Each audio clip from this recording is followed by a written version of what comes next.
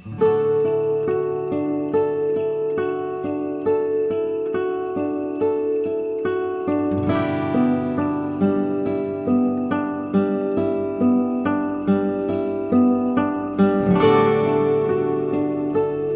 brothers and sisters in Christ, today's first reading from the first letter of John gives us a certain context of what we are meant to learn by the birth of Christ to the Holy Family and the circumstances by which he was born.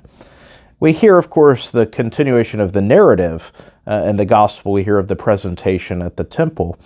And yet, Jesus, the Word made flesh, born into a human family, was not born into royal court, was not born into riches, to worldly power or influence. In fact, was born into great poverty and hardship of a humble family, as we know, laid in a manger in a stable after being born.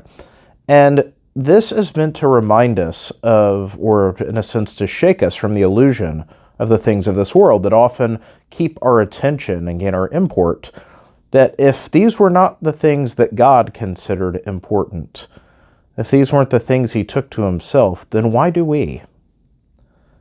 And so, as 1 John says, if we, who have been called adopted sons and daughters by God, if we who have been baptized into him, if we claim to follow the way of Christ, to follow in his footsteps, then we cannot do so while still being attached to the things of this world. And so it's an important reminder that depending, our different states of life call us to different situations. For example, someone in a religious order may make a vow of poverty. As diocesan clergy, someone like me, I'm promised to simplicity of life. Other people have family and friends. They may even accumulate wealth.